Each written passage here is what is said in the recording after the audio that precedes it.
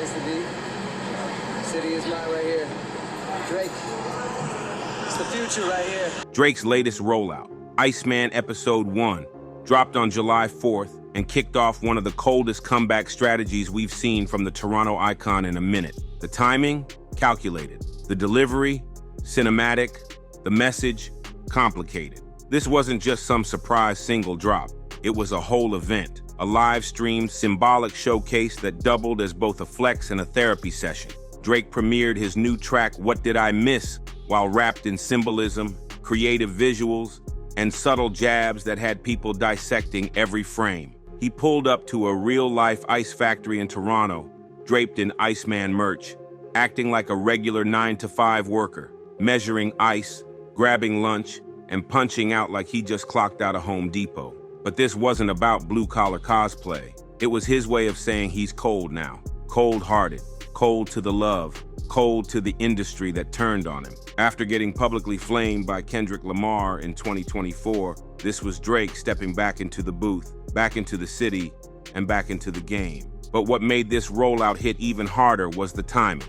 Kendrick had dropped Not Like Us a year earlier on the exact same date, July 4th, 2024. That video had set the internet on fire, and for many, symbolized the end of Drake's dominance. Drake even referenced the video in his lawsuit, claiming it endangered him. So now, 1 year later, Drake returns on that same day, same energy, acting like he's rewriting history. But instead of dropping a lyrical nuke, he gave us an artsy live stream with some cryptic bars and emotional reflection. It was dramatic, raw, but not exactly explosive. Still, the production was tight. The aesthetic was pulled straight out of Kendrick's P.G. Lang playbook. Minimalist, cinematic, symbolic. Shades of blue everywhere. Ice blocks lined up like metaphors waiting to be sculpted. One big cube on a measuring table surrounded by 15 to 17 others, possibly hinting at the number of tracks or episodes still to come. Drake's playing chess here, not checkers. Even the live stream visuals had layers. One standout scene showed Drake standing in his mansion, surrounded by firearms.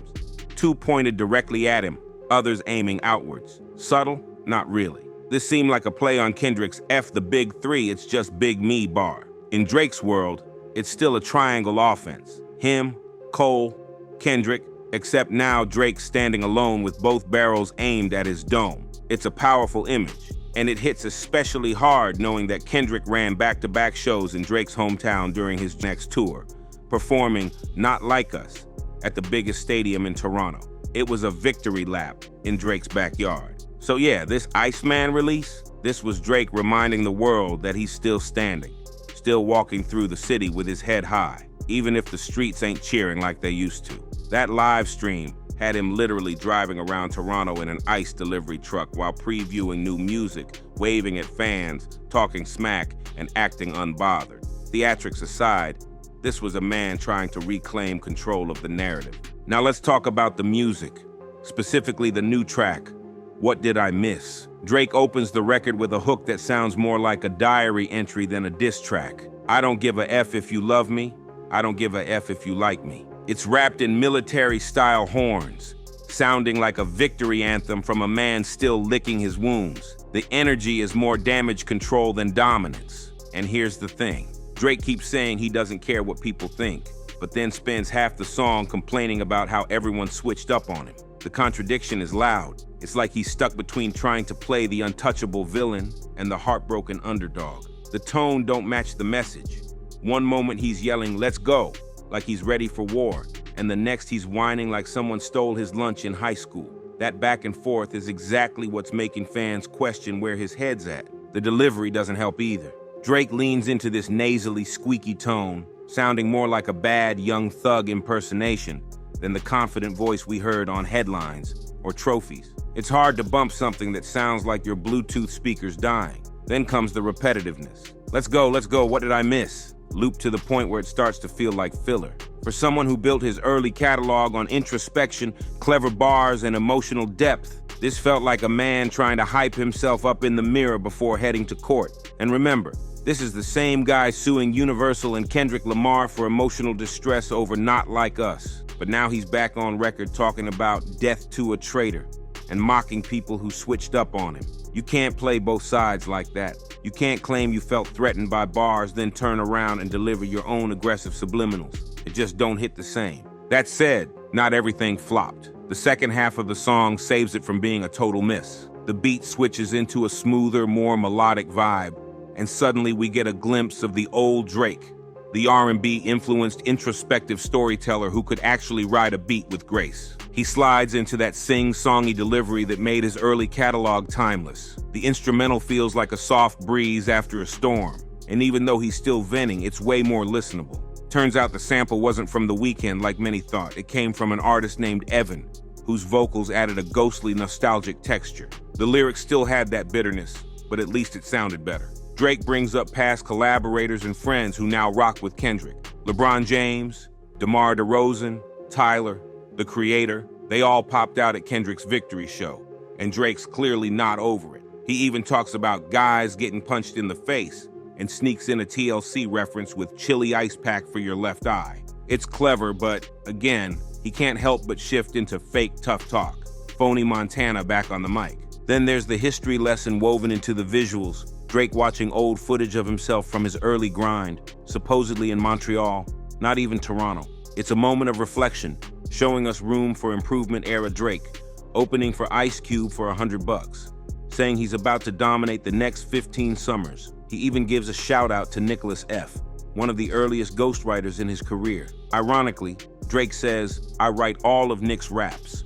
But in reality, Nicholas admitted in interviews to helping Drake on tracks like I'm Going In. It's a bold flex to include that clip while still fighting off ghostwriting accusations, especially after the Quentin Miller era. And let's not forget, this entire episode is Drake trying to reclaim respect, yet even the storytelling here feels like a half-baked redemption arc.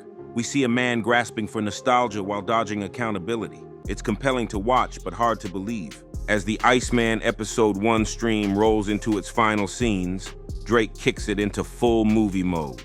He hops inside a branded ice truck and starts driving through Toronto in real time, live streaming his trip and previewing unreleased tracks. One of them, rumored to be titled Supermax, pulls back the curtain a little more. The bars show flashes of the Drake fans have been waiting on.